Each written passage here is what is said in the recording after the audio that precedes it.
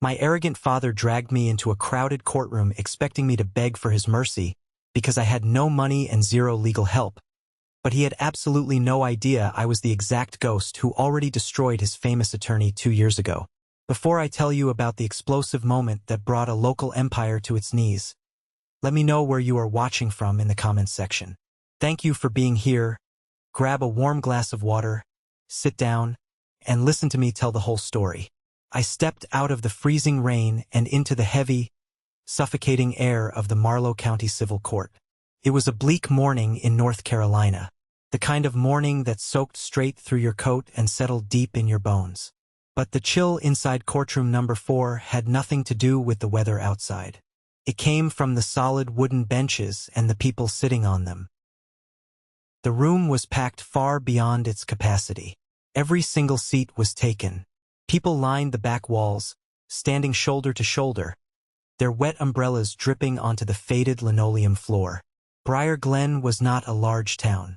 People here lived on local drama and whispered secrets. Today, the main event was me. They had crammed into the gallery eager for blood. They wanted to watch the great Mercer family take out their own trash in public. I walked down the center aisle. I did not rush. I carried 3 heavy cardboard boxes of documents. I held one tightly in my arms and pulled the other 2 stacked on a rusted metal dolly behind me. The wheels squeaked faintly. That was the only sound in the room. The murmurs and whispers died down the exact second I pushed through the heavy double doors. I wore a simple dark blue suit and flat, sensible shoes. My hair was combed back neat and tight. I did not look like a man begging for mercy. I kept my eyes fixed straight ahead on the judge's bench. At the defense table sat my father, Robert Mercer. He was the real estate and logistics titan of our county. Earlier that morning, I had watched him step out of the back seat of his pristine, custom-ordered Rolls-Royce Ghost right in front of the courthouse steps, waving to his friends like he was running for mayor. Now, he wore a charcoal suit that probably cost more than my entire apartment. He sat perfectly straight, his chest pushed out, owning the space. He looked like a king waiting for a peasant to kneel. He owned the local warehouses. He owned the trucking routes. He basically owned half the town council. Beside him sat my older brother, Julian Mercer, the golden boy. Julian was scrolling on his phone, acting completely bored, playing the part of the untouchable prince who had much better places to be. His brand new Porsche 911 was parked in the reserved lot out back, likely paid for by the very company funds I was here to discuss. Flanking them both was their ultimate weapon, Carter. Carter was not just a lawyer.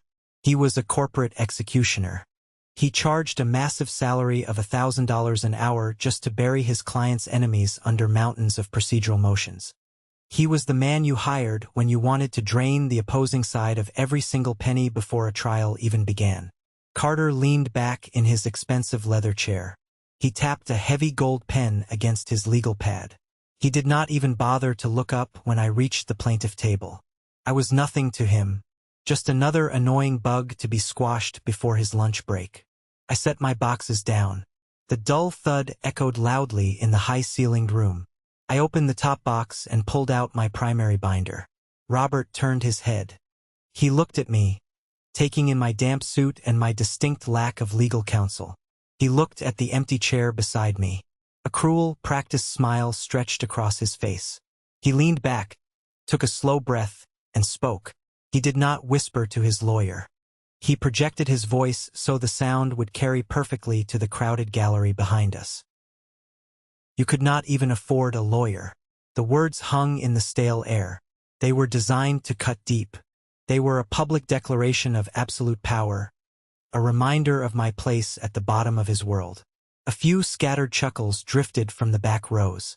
My father's friends, his golf partners, his dependent contractors. They were laughing with him. They were laughing at me. The crowd believed him completely. I did not flush with anger. I did not lower my head. I simply opened my thick binder and laid it flat on the dark oak table. I took a slow, steady breath. The heavy wooden doors behind the bench swung open. The bailiff called the room to order. Everyone stood. Judge David walked in and took his seat high above us. Judge David was an absolute institution in Marlow County. He had eyes that missed absolutely nothing. He did not tolerate time wasters. He opened the case file placed before him and looked down at the paperwork. Usually, when a self-represented litigant stands before a judge, you see a flash of deep irritation in the judge's eyes. People who represent themselves usually bring messy handwritten complaints full of emotional rambling and zero legal standing. Judge David looked at my filing. He did not sigh. He turned the first page, then the second. The silence in the room began to stretch. It stretched so long that the gallery stopped shuffling their wet feet. Judge David looked at the document as if he had just reached into a dark drawer and touched the cold steel of a loaded gun. It was a look of pure, unadulterated respect for the danger hidden in those pages. He looked straight at me. He did not say a single word, but the entire atmosphere in the room shifted. At the defense table, Carter let out a quiet sigh of boredom. He reached out with his manicured hand and pulled his copy of my opposition binder toward him. He casually flipped open the heavy cover. I watched his hands. I watched his face. Carter grabbed the corner of the first page to turn it, but his fingers suddenly stopped. His hand froze completely in midair. His eyes darted to the top left corner of the document. Then his eyes snapped to the center. The expensive gold pen slipped from his grip. It clattered loudly onto the wooden table. Carter flipped quickly to the next page, then the next. His breathing changed. The smug, relaxed posture vanished instantly. His shoulders tensed so hard they practically touched his ears. The healthy color completely drained from his face, leaving him looking like a sick, terrified old man facing a firing squad. He recognized the brutal, surgical precision of the legal arguments. He leaned forward, his nose almost touching the paper. He whispered, and the courtroom was so utterly silent that his whisper carried across the tense gap between our tables. "My God, is that really him?" It was barely a breath, but it was enough. Robert heard it. He frowned heavily. He turned his head to look at his high-priced lawyer. For the first time in his long, arrogant life, my father saw Carter lose his rhythm. Carter was not looking at the judge. He was looking at me like I was a ghost. Robert shifted uncomfortably in his chair. The triumphant, mocking smile slipped right off his face. Complete confusion replaced it. He looked from his terrified lawyer to the stack of papers, and then finally he looked back at me. He searched my face for the obedient son who always backed down to save the family name. I met his gaze. I did not blink. My pulse was beating slow, calm, and steady. Robert did not know yet. The man he had gleefully prepared to humiliate in this courtroom was gone forever. He died the day my father locked him out of the office and destroyed his good name. Now, let me tell you exactly how I buried that man, and how I built the ghost that was about to rip this empire apart. I did not grow up in a normal family. I grew up inside a localized power structure. In a place like Briar Glen, the Mercer name was a master key that unlocked every single door. Whenever my father walked into a crowded room, the entire local business council stood up in unison to shake his hand. They called him the rebuilder of the county. He wore that title like a heavy gold crown, and he made sure everyone in our household polished it daily. Inside our house, the rules were never written down, but they were carved into the very foundation. The golden son inherits the kingdom. The other son handles the dirty work nobody else wants to touch, cleans up the messes, and then stays perfectly quiet about it in the background. That was the natural, undisputed order of things in my father's universe. Julian was born to stand in the spotlight. I was born to sweep the floor beneath it. But I was never a fragile thing. I observed. I learned exactly how systems worked. I had a mind that naturally gravitated toward hard logic and concrete facts. I was exceptionally good at risk analysis. I could read a 300-page commercial contract and find the single lethal loophole hidden deep in paragraph 42. I used those specific skills to build my escape route. After finishing college, I packed my bags and moved to a major city on the East Coast. I built a very quiet, very successful life for myself as a corporate compliance and risk restructuring expert under my full legal name, Elijah Watson. I dropped the Mercer name entirely. Every corporate compliance certification, every published paper on business failure analysis was registered to Elijah Watson. My father absolutely hated it. It was a daily, legally binding reminder that I existed entirely outside his jurisdiction. Then, the family empire started trembling. Mercer Corridor Group had expanded way too fast. My father and Julian had bought up too much industrial land, signed too many high-interest commercial loans, and completely ignored the operational foundation required to support that kind of aggressive growth. They were drowning in their own ambition. My father called me on a cold Tuesday night. He did not ask for a favor like a normal parent. He gave a directive. He used a tone of voice that implied I owed him my very existence.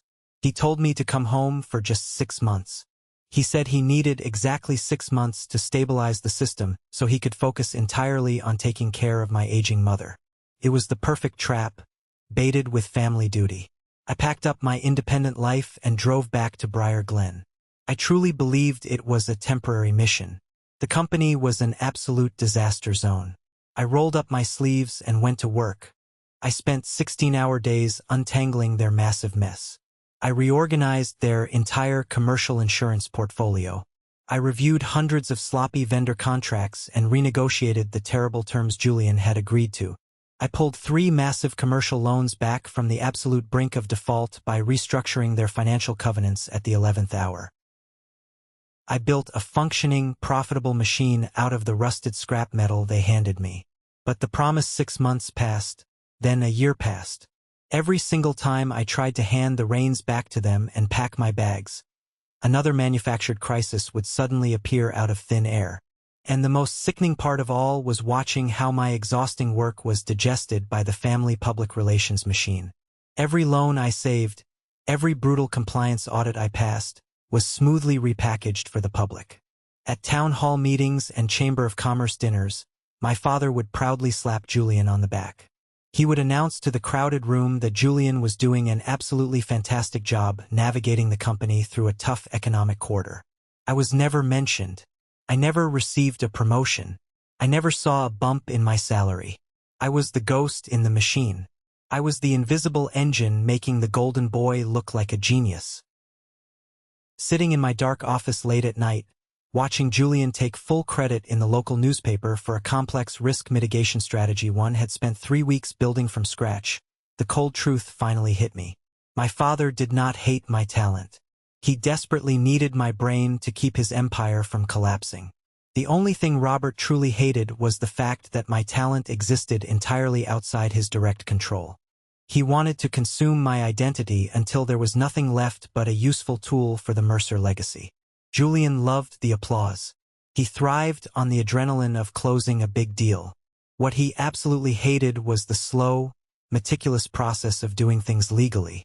He viewed my compliance framework as an annoying speed bump slowing down his personal ambition. So Julian started finding creative ways to bypass my system. Started small.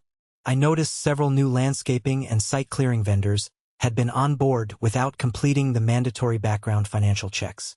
They were shell companies, backyard suppliers set up by his drinking buddies to catch the runoff cash from our massive construction budgets. Then I noticed the payment structures. Julian was intentionally breaking down large vendor invoices into smaller, distinct clusters of payments. He was authorizing wire transfers just under the $10,000 federal reporting threshold to avoid triggering automatic bank alerts and internal compliance reviews. In the eyes of the federal government, it is a massive red flag for fraud. I started digging deeper into the digital archives. That was when I found the first forged document. It was a routine soil testing clearance invoice. The invoice had a strange, irregular approval stamp. I pulled up the digital routing log, and my blood ran cold. Right there at the bottom of the screen, glaring back at me, was my own electronic signature.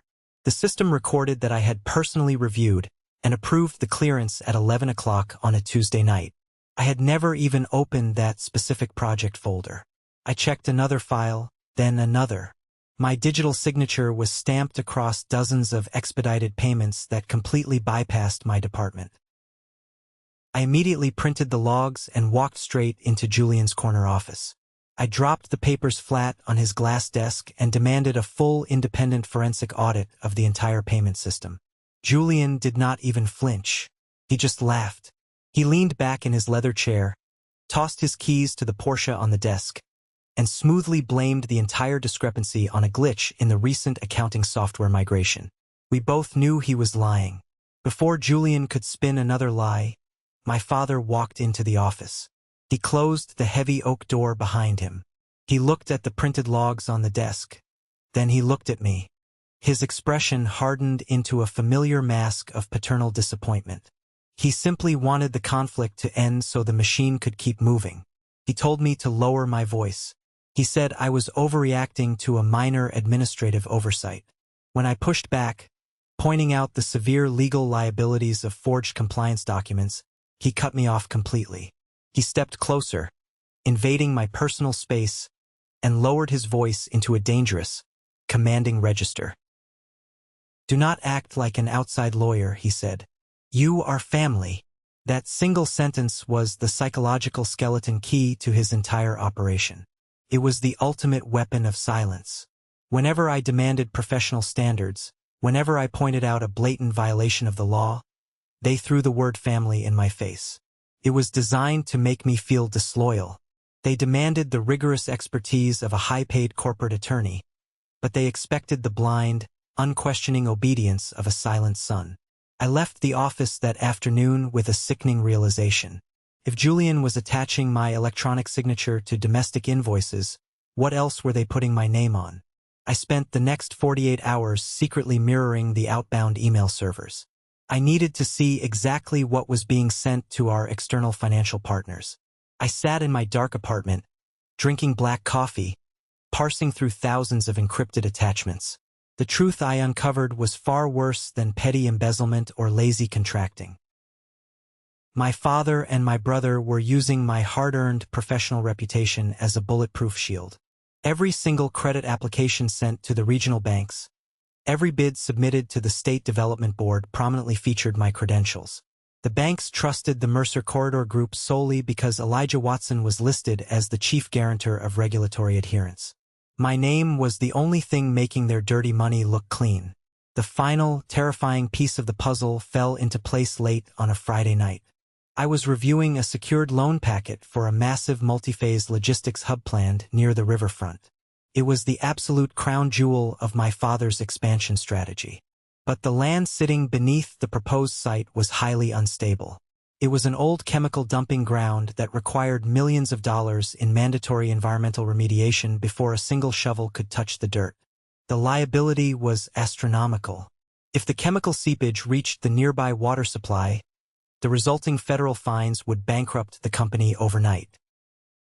Attached to the final page of the loan guarantee was a formalized certificate of environmental compliance.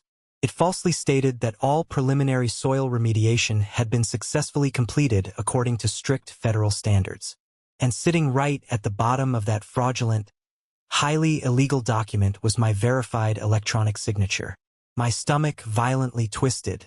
The air in my small apartment suddenly felt too thin to breathe. This was no longer a story about a narcissistic father refusing to share the spotlight. This was no longer about a lazy brother cutting corners. This was a fully realized, meticulously planned criminal conspiracy. They had intentionally designated me as the clean, highly credentialed face of their most dangerous gambles. They were quietly building an airtight paper trail that pointed directly to my desk. When the environmental regulators finally arrived with their testing kits, when the entire fragile empire inevitably collapsed under the weight of its own staggering fraud, Robert and Julian would simply walk away. They would hand the federal authorities my digitally signed compliance certificates. They would play the tragic victims of a rogue compliance officer who had hidden the truth from his own trusting family. I followed the digital paper trail away from the fraudulent compliance certificates and toward the actual physical assets of the company. I pulled the deeds for the massive riverfront logistics park. The properties no longer belonged to the primary Mercer corporate entity. They had been quietly and systematically siphoned off, transferred via a series of complex holding trust agreements into a newly formed limited liability company. The sole managing member owning 100% of the voting shares and the profit rights was Julian. I was completely erased from the wealth I had salvaged with my own 2 hands. The fatal knife turned the very next morning. I found a notarized document buried inside a mislabeled manila folder in the physical archives. It was a personal financial guarantee agreement. This document went far beyond a forged electronic signature. This piece of paper legally bound me, personally, to cover the total cost of the toxic cleanup if the corporate development funds ran dry. My personal bank accounts, my future wages, my entire professional livelihood were legally pledged against millions of dollars in potential federal pollution fines. I marched straight up to the executive suite with the physical document shaking in my hand. I walked into my father's office and demanded a complete explanation. Robert calmly took off his reading glasses and folded his hands. He looked at me with the bored expression of a man explaining a basic concept to a slow child. He told me it was merely a temporary measure required by the banks, because Julian was already overextended on other collateral. Then his voice dropped an octave, turning cold and incredibly hard. He looked at me with calculating eyes and said the family had generously taken me in, given me a purpose and a salary. He leaned forward and stated that it was finally time for me to pay my debt to the family. He slid an expensive gold pen across the polished desk. He told me to sign the retroactive confirmation and stop being so dramatic. My jaw clenched so tight my teeth ached. A thick vein pulsed at my temple. I stared at the man who shared my blood, realizing he would gladly throw me into federal prison just to save a few acres of poisoned dirt. I refused to touch the pen.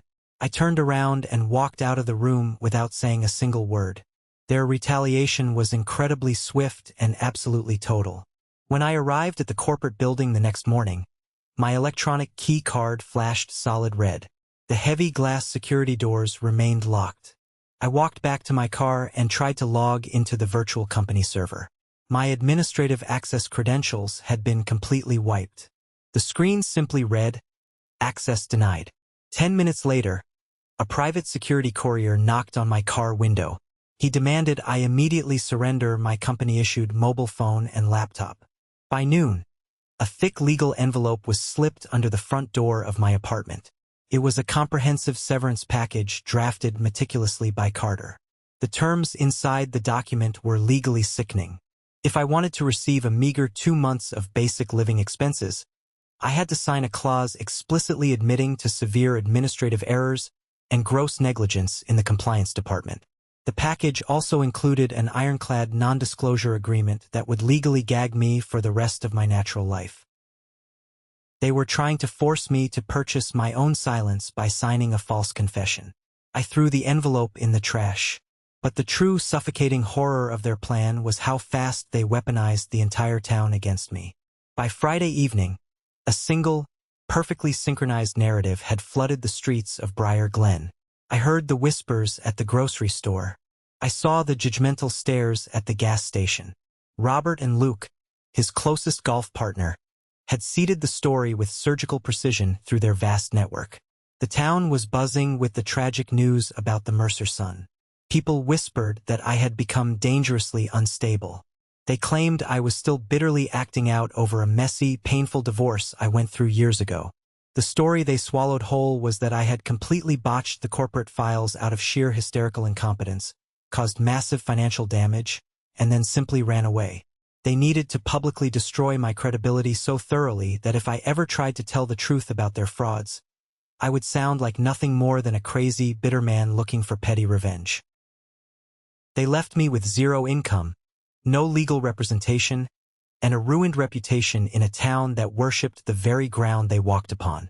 I packed my remaining personal belongings into the trunk of my car and drove away to the edge of town. I found a tiny, drafty apartment directly above an old independent pharmacy. The rent was exactly $450 a month. The smell of antiseptic and old dust constantly seeped up through the floorboards. To survive the initial shock of having zero income, I pawned a vintage watch I had bought with my first big corporate bonus. I secured enough cash to keep the lights on and buy groceries. 3 weeks after I moved into the apartment above the pharmacy, my mother passed away. Her death was quiet, a slow fading out that mirrored how she had lived her final years inside that sprawling estate. I attended the funeral, standing at the very edge of the cemetery, far away from the front row where my father and Julian played the roles of the grieving patriarch and the beautiful son. I left before the final prayer. 2 days later, a probate attorney contacted me. I assumed it was about a small inheritance, maybe some old furniture. Instead, he handed me a thick manila envelope. Inside was a small brass padlock key and a piece of paper detailing a lease for a climate-controlled storage unit on the highway. The unit was registered solely in my mother's name. I drove to the facility late at night. I expected to find old photo albums or her collection of antique porcelain. I slid the metal door up. The overhead bulb flickered on. There were no sentimental souvenirs inside. The small room was stacked from floor to ceiling with heavy-duty plastic bins, tightly bound banker boxes, and several metal filing cabinets. It was an archive. My mother, Sarah, had never been a rebel. She never raised her voice at dinner, and she never openly challenged my father. But she was not blind. She knew exactly who she was married to. So, in the total silence of her long marriage, she became a meticulous historian. She hoarded the truth. She kept everything, operating like a ghost, preparing for the inevitable day when the actual facts would need to be proven. I sat on the cold concrete floor and started opening the boxes. The sheer volume of raw data was staggering. I found email chains dating back almost a decade. I found handwritten meeting notebooks. Most importantly, I found a small waterproof lockbox containing 4 external hard drives. I plugged the first drive into my laptop. Contained hundreds of hours of raw audio files. Digital recordings of internal corporate conference calls. I clicked on a file dated roughly 7 months prior. The audio was crystal clear. I heard my father's voice, sharp and commanding, explicitly ordering the finance department to push millions of dollars in secondary vendor payments through the system immediately to bury the invoices before the audit team arrived. I listened to the recordings until the sun came up. This was no longer just my word against theirs. My mother had given me the exact ammunition I needed to tear the empire down. At the bottom of one of the boxes, resting on top of a stack of insurance policies, was a small torn piece of yellow notepad paper. I recognized my mother's slanted handwriting immediately. It was a single sentence. "He is betting that you will be ashamed before he has to be." That sentence hit me like a physical blow. It ripped away the heavy exhaustion and replaced it with a blinding, cold clarity. I folded the small yellow note and put it securely in my pocket. It was time to go to war. Survival requires capital. War requires an endless supply of it. My emergency fund was finite, and I needed an income stream that existed entirely outside the suffocating borders of my home county. I could not risk my father tracking my finances through the local banking network. I picked up my phone and dialed a number I had not called in over 4 years. I called Matthew. Matthew was my former boss back in the city. He was now a senior partner at Blackidge Special Situations. Blackidge was not a standard, polite law firm. They were a boutique corporate warfare outfit. They specialized in handling massive corporate fraud and vicious board control disputes. They were the people you hired when millions of dollars went missing into the dark, and you needed someone ruthless to rip the corporate floorboards up to find the rats. Matthew answered on the second ring. I did not waste his valuable time with a tearful emotional backstory. I laid out the bare bones of my current situation. I told him I was completely cut off, facing aggressive legal threats, and currently preparing to completely dismantle a heavily entrenched local monopoly from the ground up. I asked if he had any remote overflow work for an independent forensic contractor. Matthew listened quietly. He did not offer a single word of easy comfort. He led a long, heavy second pass before he finally spoke. "Do you want to be coddled? Or do you want to win a genuinely difficult case?" he asked. I told him I wanted to win. He hired me on the spot. I became a ghost operative for Blackidge. I sat at the small, rickety wooden table in my drafty apartment and transformed my isolated living space into a tactical forensic command center. Matthew sent me heavily encrypted digital files from massive corporate disputes happening 3 states away. My life became a masterclass in extreme, punishing discipline. Every single day started exactly at 5 in the morning. I laced up my running shoes and ran 6 miles through the dark, freezing streets of the town. I ran past the local diners where men sat drinking cheap coffee, fully believing the vicious lies my family sold them. The grueling physical exhaustion burned away the lingering anxiety. It left my mind entirely clear, sharp, and totally cold. By 7 o'clock, I was sitting at my desk. I spent the next 10 hours doing deep structural analysis for Matthew. I audited massive, convoluted commercial loan portfolios. I tracked hidden payment chains through dense layers of offshore holding companies. I was doing the exact same kind of forensic hunting I needed to do for my own impending case, but I was getting paid $250 an hour to do it for someone else. I deposited my first Blackage paycheck into a brand new, highly secure offshore business account. The sight of those 5 figures hitting the ledger was a moment of pure tactical relief. I finally had my war chest. The massive turning point happened late in the autumn season. Matthew assigned me to an incredibly toxic debt restructuring case based out of Raleigh. A large commercial property developer was actively trying to declare bankruptcy and wipe out over $40 million in unsecured debt. Their defense lawyers were aggressive, incredibly expensive, and extremely confident. I took the developer's entire financial history and broke it down to the absolute molecular level.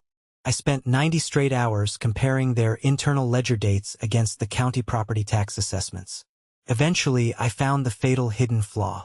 I discovered a 14-day window where the subsidiary holding companies technically did not legally exist, meaning the massive asset transfers were legally void from the moment they were signed.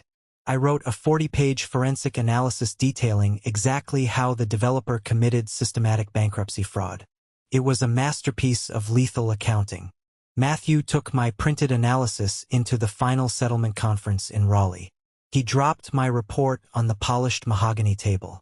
The opposing counsel read my findings and completely folded within 2 hours. They surrendered entirely.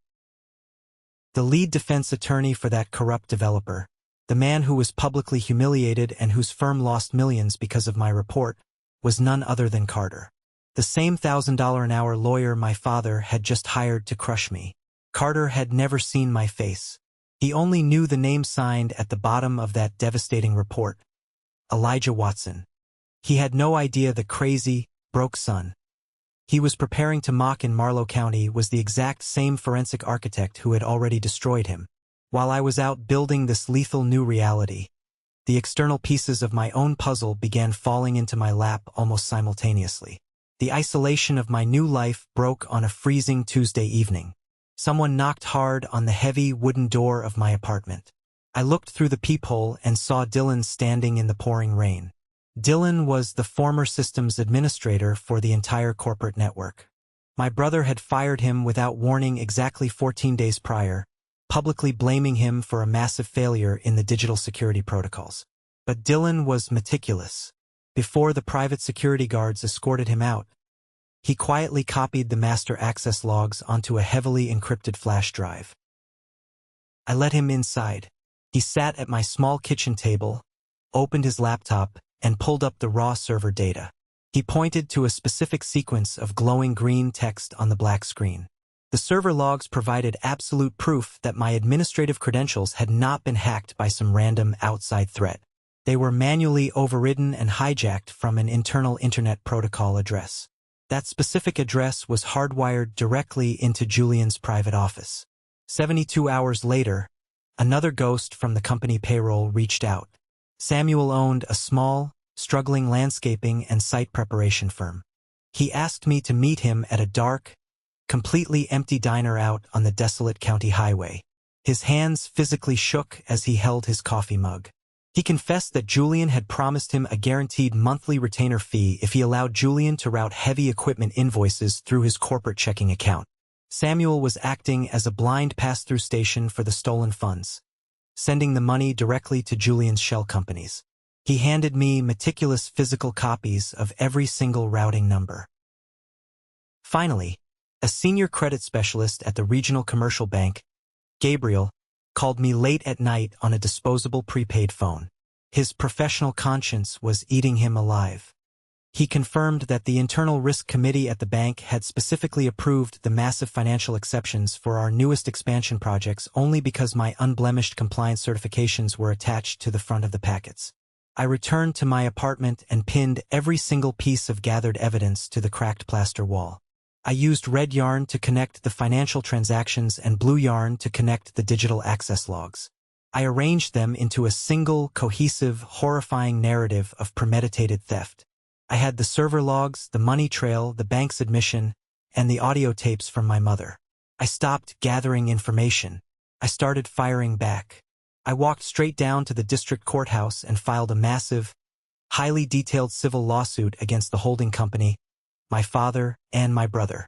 I formally petitioned the court for a total declaratory judgment to completely invalidate the fraudulent personal guarantee bearing my forged digital signature. I knew my father would escalate the war immediately. He would send Carter to bury me in paperwork. But I was ready. I was sitting in the eye of the storm, holding a loaded gun they didn't even know existed. I just had to wait for them to walk into the courtroom and look down at the name on the barrel. I did not wait for my father to launch his next attack. I fired the very first shot. On a quiet, freezing Monday morning, I walked straight down to the district courthouse and filed a massive, highly detailed civil lawsuit against the Mercer Holding Company, against my father Robert, and against my brother Julian. I did not ask for a polite, quiet settlement behind closed doors. I did not send a warning letter. I formally petitioned the court for a total declaratory judgment to completely invalidate the fraudulent personal guarantee bearing my forged digital signature. I demanded a court-ordered injunction to immediately freeze all ongoing corporate asset transfers across their entire real estate portfolio. I requested full, unrestricted forensic access to their internal communications servers. Most importantly, I filed a motion to officially determine my actual structural role within the disputed corporate entities. I wanted to legally destroy their pathetic narrative that I was merely a low-level employee doing basic administrative paperwork. My father did not retreat. He possessed an ego that simply did not comprehend the concept of surrender. To Robert Mercer, the county judicial system was merely another blunt instrument he could comfortably use to enforce total family obedience. He escalated the war immediately. Less than 48 hours after my initial filing, his high-priced legal team filed a vicious, incredibly aggressive countersuit against me. Carter, the ruthless corporate attorney who charged $1,000 an hour, drafted a brutal document that formally painted me as a deeply bitter, emotionally unstable former employee acting entirely out of spite and family jealousy. The countersuit openly accused me of engaging in a malicious campaign of familial harassment. They claimed I was attempting to extort my generous father through frivolous, baseless litigation. Carter deliberately peppered his legal briefs with thinly veiled insults, leaning heavily into the narrative that I was simply a broken man lashing out after a difficult divorce. Carter firmly believed that wrapping my case in the ugly clothing of a domestic dispute would completely blind the judge to the raw financial evidence buried in the exhibits. Robert was executing the classic, brutal game of corporate attrition. He knew I had zero formal income on paper in Briar Glen. He firmly believed his overwhelming financial advantage would crush me. He fully intended to drag out the legal discovery process for years. He planned to bury me under massive mountains of expensive procedural motions and completely drain my limited financial resources until I was forced to sign a suffocating settlement agreement just to avoid living on the street. He planned for a long, slow, agonizing siege. But he fundamentally failed to account for the massive internal weakness of his own son. The sudden, highly public court filing of my lawsuit sent a massive shockwave straight through the regional financial sector. Commercial lenders actively monitor the local court dockets for risk. One of our primary institutional backers read the injunction filing and instantly panicked. They immediately froze a massive multi-million-dollar financial expansion package that Julian desperately needed to keep his new shell companies afloat. They flatly refused to release the pending construction funds until the legal dispute was completely resolved. That single frozen credit line completely shattered my brother's arrogant, untouchable facade. The golden boy panicked entirely. He operated under the terrifying, sudden realization that his untraceable cash flow was completely dead. The public humiliation was a calculated strategy designed to soften me up, but behind closed doors, Julian was breaking apart. Late on a Thursday night, Julian drank entirely too much cheap liquor in the dark corner of his massive modern living room. The frozen commercial credit lines were slowly suffocating his private shell companies, and the immense pressure was cracking his golden boy facade. His tongue grew loose, careless, and incredibly arrogant. He stumbled into the master bedroom and began loudly bragging to his wife about their brilliant, foolproof legal strategy for the following morning. In his drunken stupor, he let slip a massive, fatal secret. He laughed uncontrollably as he admitted that their terrifying lawyer, Carter, had absolutely no idea who he was actually fighting. Carter had thoroughly reviewed several highly specialized financial documents bearing the name Elijah Watson. But the arrogant lawyer had never once connected that professional corporate signature to the broken, emotional son he was preparing to humiliate. Julian's wife sat quietly on the edge of the mattress, listening to her husband ramble and boast. She was entirely sick of the suffocating, toxic Mercer family dynamic. For years, she had silently watched the men in the family constantly force everyone around them to swallow their pride, hide their intelligence, and remain perfectly quiet just to protect fragile male egos. She despised the way they casually destroyed people to maintain their flawless public image. Late that night, long after Julian had passed out face down on the expensive cotton sheets, she picked up her mobile phone. She sent me a highly encrypted, completely anonymous message. She explicitly warned me that the opposing legal team was fully preparing a brutal character assassination protocol. Their entire courtroom strategy relied heavily on painting me as an unqualified, completely hysterical man who had zero professional standing or legal capacity to even read the complex corporate ledgers, let alone audit them for fraud. I sat alone in the dim flickering light of my small apartment and read the glowing text message on my phone screen. I did not panic. I calmly walked over to my desk and opened the thick black binder resting firmly on the wooden surface. I had everything I needed. Meanwhile, Julian woke up in a cold sweat. The alcohol wore off, leaving only blind terror. He rushed back to the executive office at 2 in the morning and began frantically trying to cover his muddy tracks. He started mass deleting sensitive internal emails linking him to the shell companies. He altered digital vendor contracts in the system. He hastily shifted funds between various accounts trying to hide the money from the impending court subpoenas. But Julian was not a systems architect. He was just a thief in a very expensive Porsche 911. He did not realize that every single time he hit the delete key on his keyboard, the main server generated an automatic, highly encrypted backup file in a hidden directory that Dylan, our former IT administrator, had set up months ago. In his absolute desperate panic to destroy the evidence before the judge could see it, the golden boy was systematically generating a massive, irrefutable digital footprint pointing directly toward his own undeniable guilt. The trap was finally springing shut, and they were the ones pulling the lever. Down at the district courthouse, Carter officially filed a massive motion to dismiss my entire lawsuit. But Judge David did not care about country club gossip or expensive legal posturing. He actually read the initial evidence I submitted regarding the backdated property transfers and the manipulated server logs. He immediately issued a decisive ruling that sent a massive shockwave straight through the defense table. He flatly denied Carter's motion to dismiss. Furthermore, he completely bypassed the standard drawn-out written discovery phase that Carter was relying on to drain my funds. He ordered a direct mandatory evidentiary hearing. That specific ruling changed the entire landscape of the war. It meant there would be no hiding behind written affidavits crafted by expensive public relations teams. My father, my brother, and their entire legal team would be forced to sit in a physical room under oath and answer direct questions in front of a live audience.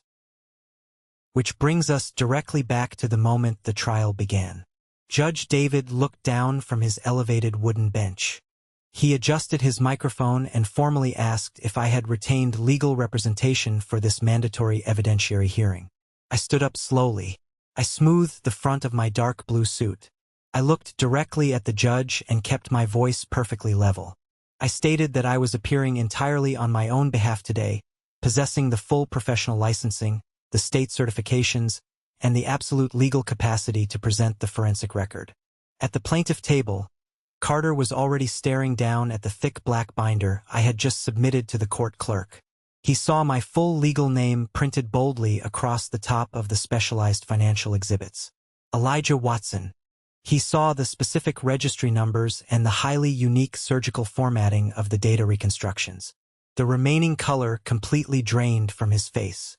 The agonizing memory of a massive, incredibly humiliating legal defeat in Raleigh exactly 2 years ago hit him like a physical blow. The brilliant remote forensic architect who had completely dismantled his defense strategy and cost his prestigious firm millions of dollars in that famous settlement was not a ghost. He was standing right across the aisle. Carter's heavy gold pen slipped from his fingers. It clattered loudly onto the wooden table. He flipped quickly to the next page, then the next. He turned the pages faster and faster. His breathing changed. The smug, relaxed posture vanished instantly. His shoulders tensed so hard they practically touched his ears. The healthy color completely drained from his face, leaving him looking like a sick, terrified old man facing a firing squad. He leaned forward, his nose almost touching the paper. He whispered, and the courtroom was so utterly silent that his whisper carried across the tense gap between our tables. "My God, is that really him?" Robert turned his head to look at his high-priced lawyer. For the first time in his long, arrogant life, my father saw Carter lose his rhythm. Carter was not looking at the judge. He was not looking at my father. He was staring dead at me. His eyes were wide, filled with a sudden, suffocating panic. He was looking at me like I was a predator that had just quietly locked the courtroom doors from the inside. Robert shifted uncomfortably in his chair. The triumphant, mocking smile slipped right off his face. Complete confusion replaced it. He looked from his terrified lawyer to the stack of papers, and then finally he looked back at me. He tried to find the frightened son he used to yell into submission. He tried to find the son who always backed down to save the family name. I met his gaze. I did not blink. I felt my pulse beating slow, calm, and steady. I was totally at peace. I did not waste the court's time with a dramatic theatrical performance. I did not stand in the center of the room and deliver a tearful, emotional speech about family betrayal or moral failings. The time for feelings had passed months ago. Now was the time for the blade. I opened my files and began systematically linking the heavy steel chains tight around their necks. I introduced the certified server logs that proved the internal identity theft, showing exactly how my administrative access was hijacked from inside the executive suite. I laid out the complex wire transfer receipts detailing the illegal backyard vendor network Julian had built. I presented the forged personal guarantee they had secretly attached to the toxic warehouse site. I displayed the illegally backdated county land deeds side by side with their own internal corporate emails. Those emails explicitly outlined their premeditated intention to shift the massive environmental liabilities onto my desk while hiding the clean assets in newly formed shell companies. The absolute truth did not just come from my mouth. It came from the very people they had casually discarded and manipulated. I called Dylan to the witness stand. The former network administrator raised his right hand, swore to tell the truth, and then systematically dismantled Julian's lie about a software glitch. Dylan presented the raw IP logs, proving under oath that the digital security overrides and the forged digital signatures were executed entirely from the hardwired computer inside Julian's private office. Next, I called Gabriel, the senior regional bank specialist. He gripped the edges of the witness stand nervously, fully aware he was risking his own career. He testified clearly that millions of dollars in risky commercial credit were only approved for the Riverfront project because my unblemished professional reputation as a compliance officer was attached as a shield to the fraudulent loan applications. The bank trusted Elijah Watson, not Robert Mercer. Then I called Samuel, The small landscaping business owner took the microphone and his voice shook as he confirmed the blind. Illegal money routing through his business account. He handed over the physical deposit slips, matching perfectly with the routing numbers of Julian's hidden shell companies. Everything perfectly locked together. The invisible, suffocating web my family thought they had so cleverly spun in the dark was now a giant, undeniable steel cage sitting directly under the bright fluorescent lights of the courtroom. The breaking point arrived during cross-examination. I called my brother to the stand. Julian walked up to the wooden box looking like a hollow, terrified shell of the golden boy he used to be. The frozen commercial credit lines and the crushing weight of the incoming evidence had completely destroyed his nerves. He gripped the wooden railing so hard his knuckles turned stark white. I did not yell at him. I did not pace around the room. I stood perfectly still and relentlessly boxed him into a corner using his own conflicting metadata and his panicked deleted emails. I handed him a printed server log from a Tuesday night in late October. I asked him to read the Internet Protocol address out loud. He mumbled the numbers, sweat beading on his forehead. Then I handed him the physical security badge swipe records for that exact same night. I calmly asked him to explain to the judge how my verified electronic signature was actively approving a highly toxic waste site assessment at the exact same moment my physical body was logged as being miles away from the corporate building. Under that crushing, clinical pressure, Julian completely snapped. His voice cracked loudly, echoing off the high ceiling. He practically yelled his desperate confession into the microphone. He frantically admitted that they had forged my signature. He completely abandoned any sense of family loyalty. He tried to save himself by throwing our father directly under the bus. Julian cried out that Robert had explicitly ordered him to bypass the safety protocols. He shouted that our father assured him I would eventually just clean up the massive administrative mess for the family like I always did. He confessed that they truly believed they had the absolute right to use my name and my credentials without ever asking for my permission, simply because I was family. Judge David did not need to retreat to his chambers to deliberate. The absolute scale of the financial fraud and the sheer cruelty of the setup were staggering. He leaned forward, his eyes blazing with professional fury, and issued a rapid, devastating series of bench rulings right there on the spot. He instantly ordered a total freeze on all disputed corporate assets across their entire real estate portfolio. He legally and permanently voided the fraudulent personal guarantee bearing my forged signature, severing me entirely from their toxic environmental debt. He granted me full unrestricted access to the entire history of the corporate records. He officially appointed a ruthless independent forensic firm to audit the entire Mercer holding structure. Before he struck his heavy wooden gavel to close the hearing, Judge David looked directly down at my father. He stated for the permanent public court record that my structural role in the Mercer system was a foundational, highly critical pillar of the business. He explicitly noted that my work was never merely basic paperwork support, entirely destroying the pathetic, demeaning narrative my father had peddled to the town for months. The sharp, echoing crack of the judge's gavel signaled the absolute end of the Mercer reign. The heavy wooden doors at the back of the room swung open, and the gallery began to slowly empty. The local business owners, the country club elites, and the church elders who had come to watch me burn were now entirely silent. They rushed out of the room, keeping their heads down, desperate to call their financial brokers and distance themselves from the Mercer name as quickly as humanly possible. The whispers of my mental instability were instantly replaced by the terrifying reality of federal fraud investigations. The heavy, suffocating silence of total, absolute defeat settled over the defense table. Carter did not offer a single word of comfort to his clients. The legendary corporate executioner was already frantically packing his expensive leather briefcase. He shoved his gold pen and his legal pads into the bag, refusing to even look Robert or Julian in the eye. He knew his own firm was about to be investigated for submitting fraudulent documents to the court. He practically sprinted down the center aisle, pushing past the remaining spectators, desperate to escape the courtroom before the stench of the Mercer collapse ruined his own career forever. I stood at the plaintiff table and quietly stacked my documents back into the heavy cardboard boxes. I did not gloat.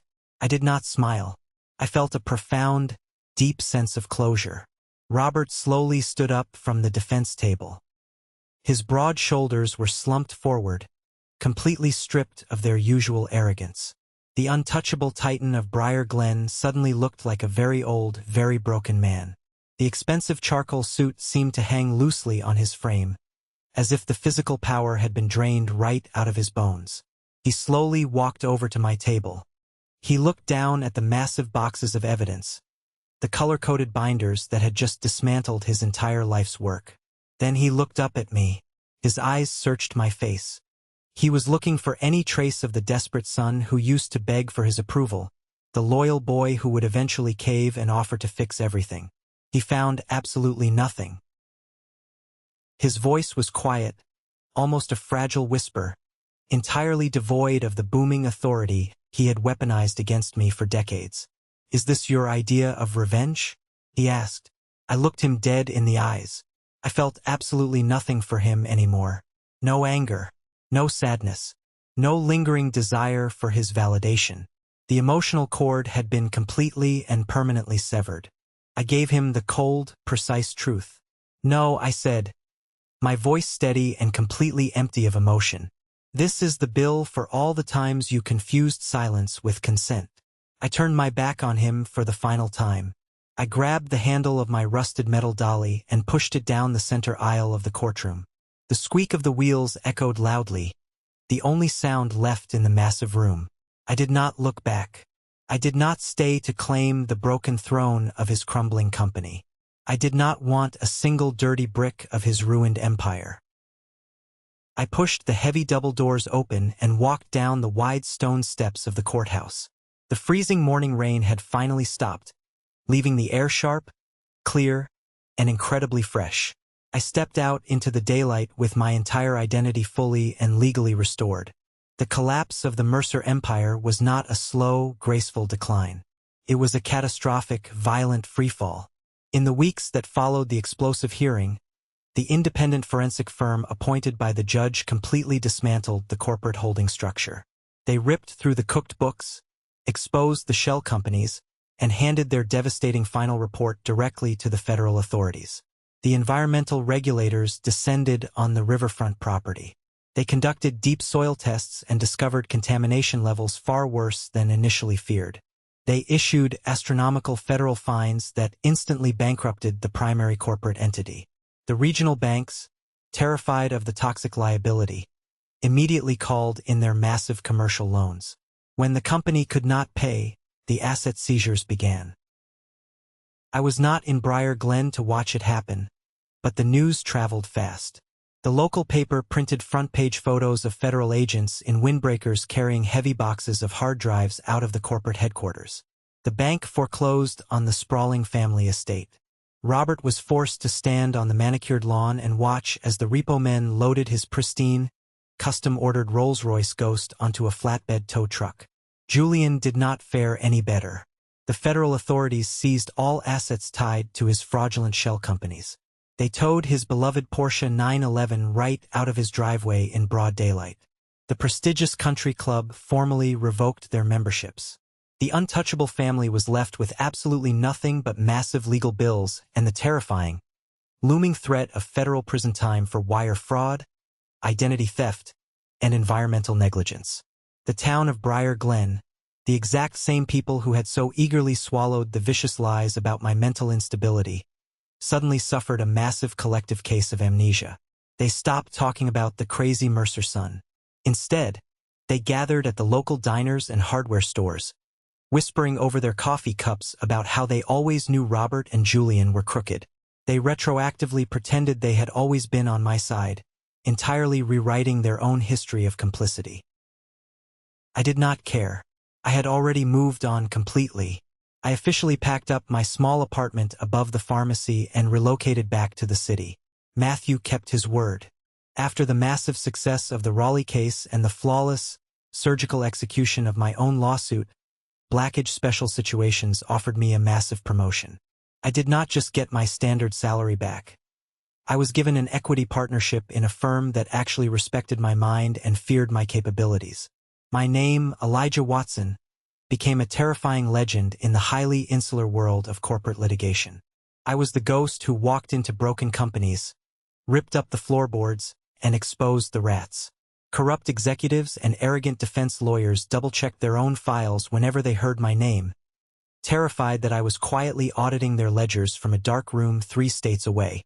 I built a beautiful, peaceful life for myself. I bought a house with a wide front porch and a quiet, sunlit study where I could drink my black coffee in the mornings without ever having to look over my shoulder. I completely severed all contact with my former family. A year later, a thick envelope arrived at my office. It was from Julian's new, much cheaper defense attorney, begging me to provide a character reference letter for his upcoming criminal sentencing to help him avoid a maximum security facility. I did not even bother opening the formal request. I fed it directly into the shredder and went back to work.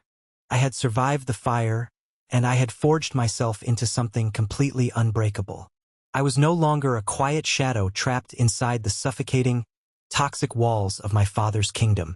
I was a man who had meticulously rebuilt the truth entirely by the book, at the exact right moment. Looking back at the entire nightmare, the long days of isolation, the crushing weight of public humiliation, and the ultimate victory in that courtroom, I realized the most dangerous trap in life is blind loyalty. Specifically, blind loyalty to people who view your love as a weakness to be actively exploited. For 35 years, I let the word family keep me chained to a system that was actively destroying my soul. I let them convince me that demanding respect was selfish, and that suffering in silence was a noble virtue. They thought my silence was weakness. They thought my refusal to shout, scream, and throw tantrums meant I was completely powerless. They did not understand that while they were busy demanding applause, shaking hands, and driving expensive cars bought with stolen money, I was quietly studying the architecture of their entire world. I learned how the walls were built, and more importantly, I learned exactly where the foundational cracks were hidden. The truly dangerous person in a room is never the one shouting the loudest. It is never the man with the most expensive custom suit, the massive gold watch, or the biggest local reputation. The truly dangerous person is the quiet professional sitting at the table, who knows exactly which specific piece of paper will make the loudest opponent lose their voice completely.